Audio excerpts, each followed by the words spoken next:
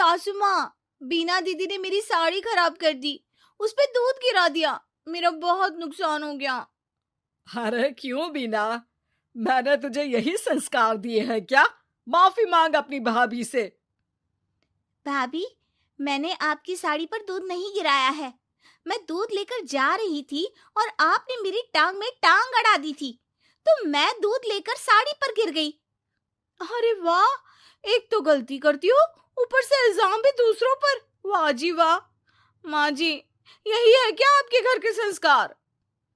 बीना, बहू से माफी मांग। सॉरी भाभी। अरे सॉरी से क्या होगा, साड़ी से होगा, साड़ी के बदले साड़ी।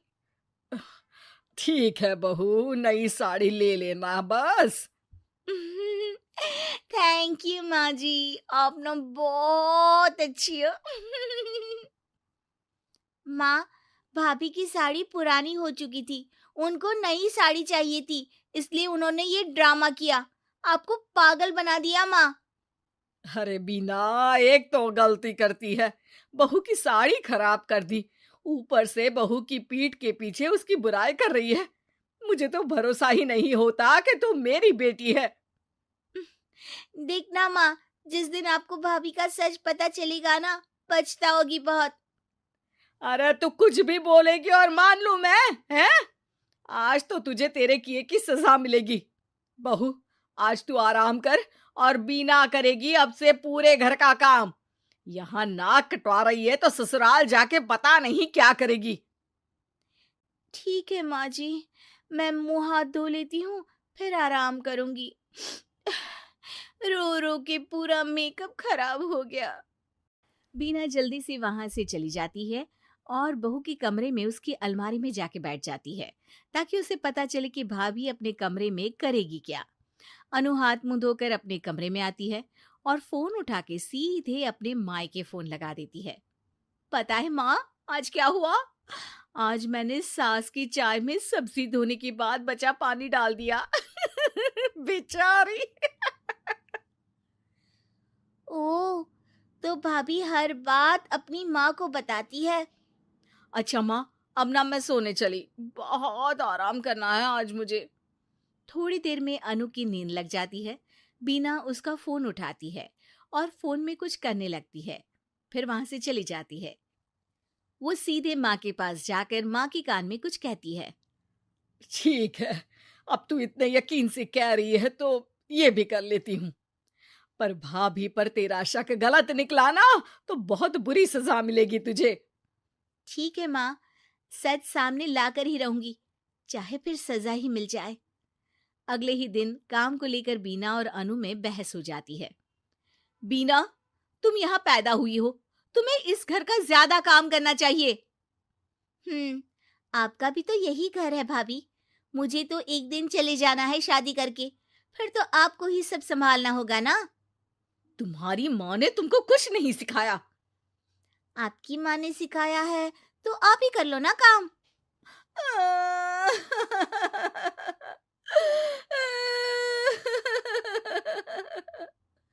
अरे, रो क्यों रही हो?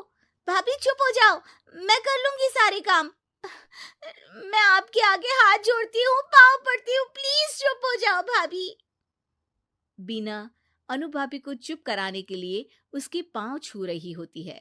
तभी अनु की रोती आवाज सुन के सास वहां आ जाती है। क्या हो रहा है यहाँ? माँ, बिना कुछ बताए इसके पहले ही अनु बोल पड़ती है।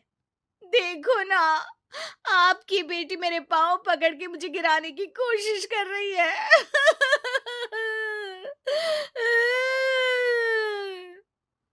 अरे भाभी, ये क्या बोल रही हो?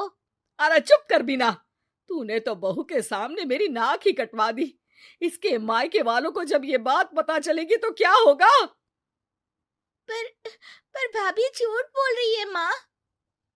मैंने भी देखा, तू उसके पांव पकड़ रही थी। वो तो मैं पाँव पड़ रही थी ताकि भाभी चुप हो जाए। तू ना आज किचन में सोएगी और खाना भी नहीं मिलेगा तुझे। बहुत बदतमीज हो गई है। अनु को लग रहा था कि उसका झूठ सफल रहा, लेकिन बीना का प्लान काफी हद तक आगे बढ़ रहा था। जैसे बीना ने सोचा था, अनु ने अपनी माँ को कॉल किया, लेकिन बीना ने उस दिन अनु के फोन से अपनी माँ का नंबर उसकी माँ के नाम से सेव कर दिया था। बस फोन चालू होते ही अनु ने सच उगलना शुरू कर दिया। वो बेचारी तो मेरे पाँव छू रही थी, लेकिन मैंने बोल दिया कि पाँव पकड़ के गिरा रही है। और मेरी बेवकूफ सास मान भी गई। हाँ हाँ, सास तेरी बेवकूफ तो है जो तेरी बातों में आती रही। माँ जी, आप वहाँ इतनी जल्दी मेरे मायके कैसे पहुंच गई? बीना और सास अनु के कमरे में आके उसे अपना प्लान बता देती हैं कि कैसे उन्होंने बीना के झूठ को पकड़ लिया। इस बार अनु सास के पांव पकड़ लेती है और माफी मांगती है। ए, पाँव छोड़, मुझे गिराएगी क्या?